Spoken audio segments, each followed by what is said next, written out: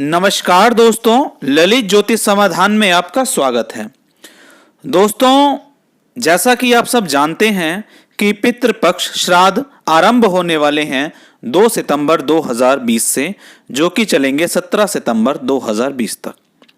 तो सभी लोगों के मन में ये जिज्ञासा रहती है ये जानने की कि क्या उनके पितृ उनकी रक्षा कर रहे हैं या नहीं कर रहे। ये जिज्ञासा सभी के मन में रहती है। तो आज के वीडियो में हम यही जानेंगे सपनों के माध्यम से कि पितृपक्ष में आपको जो सपने आते हैं उनसे आप कैसे पता लगा सकते हैं कि आपके पितृ आपकी रक्षा कर रहे हैं या नहीं कर रहे। देखिए दोस्तों, सबसे पहले ये जान लीजिए कि पितृ होते क्या हैं।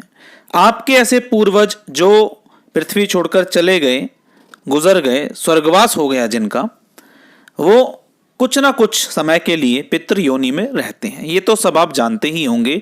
मैं एक मुख्य बात बताता हूं। मान लीजिए आपके कोई पड़ोसी हैं, उनके जो पितृ हैं वो आपके लिए प्रेत हो जाएंगे, और आपके जो पितृ हैं वो किसी और के लिए प्रेत हो सकते हैं।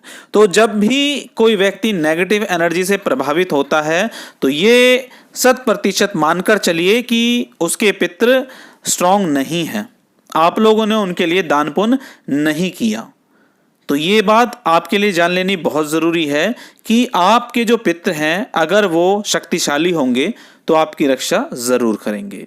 अब देखिए दोस्तों, ये जानना शुरू करते हैं हम कि पहला सपना जो पितृपक्ष में आता है लोगों को। मान लीजिए आपके कोई भी पितृ या आपके परिवार या खानदान में जो भी लोग गुजर गए हैं आपके कुटुंब में, अगर वो उनमें से कोई भी व्यक्ति आपको रोता हुआ दिखाई दे तो वो व्यक्ति दुखी है किसी ना किसी काम से।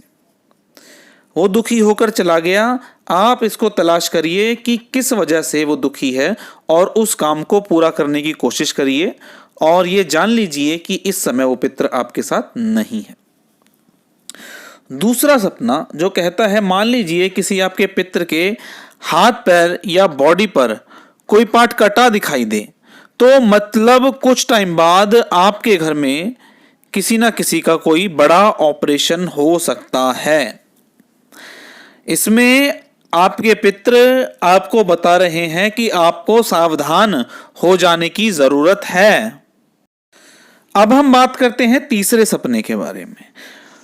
मान लीजिए आपका कोई पितृ है, आपको सपने में दिखाई दिया और उसके साथ कोई ऐसा व्यक्ति दिखाई दिया जिसके सामने आपके जो पितृ हैं वो बिल्कुल चुपचाप खड़े हैं। तो इसका बिल्कुल साफ मतलब है कि किसी शक्तिशाली नकारात्मक ऊर्जा ने, किसी पावरफुल नेगेटिव एनर्जी ने उनको पकड़ा हुआ है, जकड़ रखा है। या आप ये भी मान के चल सकते हैं कि आपके पितृ कहीं बंधे हुए हैं। तो इस कंडीशन में आपके पितृ आपकी रक्षा नहीं कर पाएंगे दोस्तों। तो ये बहुत ज़रूरी है कि आप अपने पितरों के नाम से पूजा पाठ करवाएं, जप तप करवाएं और उनके नाम का दान पुण्य ज़रूर करें, तभी वो आपकी रक्षा कर पाएंगे। अब हम चौथे सपने के बारे में बात करते हैं। मान लीजिए अगर आपके कोई पितृ सपने में आपको हल जोतते हुए दिखाई दें या किसी काम को आधा करते हुए दिखाई दें, तो इसका मतलब ये है कि आपके जो पितृ हैं वो उस काम को अधूरा छोड़ गए हैं। उस काम को जानने का प्रयास करिए और उस काम को पूरा करने की कोशिश करें। अगर आप ऐसा करते हैं तो आपके पितरों की कृपा आपके ऊपर निश्चित तौर पर बरसेगी, और पितरों की कृपा आपको प्राप्त होगी तो आगे के लिए आपके काम जरूर बनेंगे। अब हम बात करते हैं पांचवें सपने की, जो आपको पितृपक्ष में आ सकता है। अगर पितृपक्ष में आपको आपके पितृ खुश नजर दिखें सपने में, तो इसका मतलब ये है कि आप जो भी पूजा, तर्पण, पिंडदान या उनके लिए जो भी कुछ काम कर रहे हैं वो उनको पहुंच रहा है, वो आपके दान पुण्य से, और आप उनके लिए जो भी काम करते हैं उससे काफी खुश हैं और उनकी कृपा आपके ऊपर बरस रही है दोस्तों। देखिए दोस्तों, अब मैं एक चीज बता रहा हूं, इसको बड़े ध्यान से सुनिएगा आप। अगर सपने में आपका कोई पितृ गंदा, बीमार भूखा प्यासा दिखाई दे तो समझ ले कि वो आपका बहुत पुरानी पीढ़ी का पितृ है, जिसे आपका या आपसे पहले जिन भी लोगों ने दान किया है वो उनको नहीं लगा है। हो सकता है आपको इस पितृ का नाम भी ना पता हो, तो आप अपने भूले बिसरे अननोन पितरों के नाम से दान पुण्य और श्राद्ध कर्म जरूर करें, ताकि उन पितरों तक जाके ये दान पुण्य लगे जिनको अभी तक किसी ने दान नहीं दिया, जिनके नाम से दान पुण्य नहीं किया। जब भी आप दान पुण्य करें तो भूले बिसरे पितरों के नाम से जरूर करें। अब हम बात करते हैं 7वें सपने के बारे में। अगर सफेद कपड़ों में अगर घर में आपके घर में चलते फिरते लोग दिखाई दें, किसी से बात ना करें, आपको गुस्सा दिखाई दें, तो हो सकता है कि आपका जो श्राद्ध कर्म की भावना है वो आपने अच्छी भावना से नहीं किया। तो ये मैं बोलना चाहूँगा कि बहुत से लोग घर परिवार में ऐसे होते हैं जो बहुत साइंटिफिक समझते हैं, अपने आप को बहुत ज़्यादा पढ़ा लिखा समझते हैं। अगर घर के बड़े लोग उनसे कुछ काम करने के लिए बोल दें तो वो ऐसे करके दिखाते हैं कि जैसे वो कोई एहसान कर रहे हों।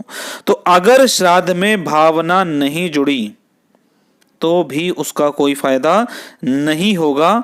भावना रखनी श्राद्ध में बहुत ज़रूरी है दोस्तों। देखिए दोस्तों, अब हम बात करते हैं 8वें सपने के बारे में, जो कि बहुत विशेष है।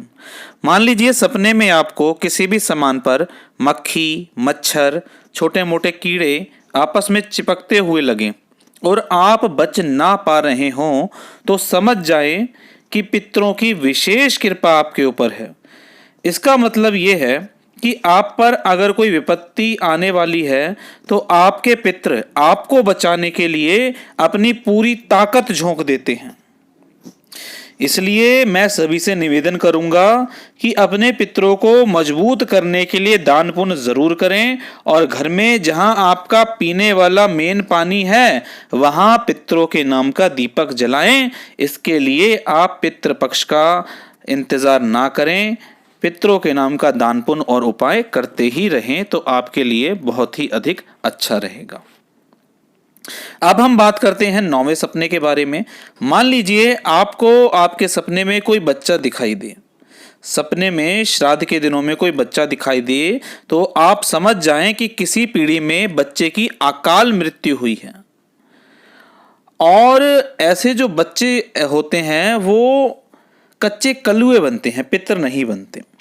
इसके लिए कृष्ण जी के बाल रूप को आप दूध रखें और उनकी सेवा करें और कहें भगवान उनकी आत्मा को शांति दे, और इस प्रकार से आप उनके लिए उपाय कर सकते हैं। अब हम बात करते हैं 10वां सपना, जो आपको पितृपक्ष में आ सकता है। अगर सपने में आपको सांप दिखाई दे, श्राद्धों में अगर आपको सांप दिखाई दे तो वो पितरों का साक्षात रूप है। ऐसे में आप पंचम श्राद्ध वाले दिन घर की दहलीज पर दूध रखें तो आपको निश्चित तौर पर फायदा होगा ही होगा। इस कंडीशन में आप राहु से संबंधित उपाय भी कर सकते हैं, और अगर आपके पास कुंडली है तो भाव अनुसार राहु का उपाय आप कर सकते हैं।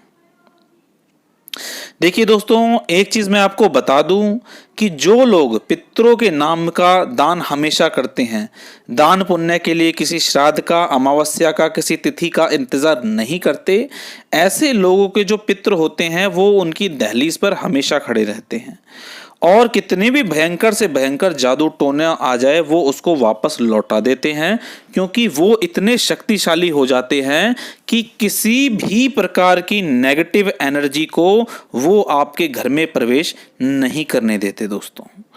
तो दोस्तों, बहुत से भाई बहन ऐसे हैं जो नेगेटिव एनर्जी के लिए यहाँ वहाँ भटकते हैं और कईयों उपाय करते हैं। तो पितृपक्ष आने वाला है, 2 सितंबर से रहेगा।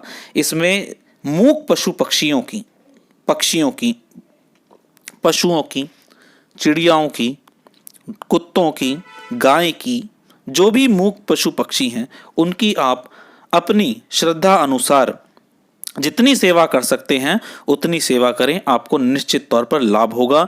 एक चीज मैं आपको लास्ट में ये बताना चाहूंगा, कभी भी कर्जा लेकर श्राद्ध मत करना, इससे पितृ कभी भी खुश नहीं होते। तो दोस्तों, इस वीडियो को आप अपने दोस्तों और रिश्तेदारों तक पहुंचाइए ताकि वो इस वीडियो का लाभ उठा सके। तो चलिए दोस्तों, इसी के साथ मैं आप सभी से विदा लेना चाहूंगा। नमस्कार दोस्तों, जय श्री राम।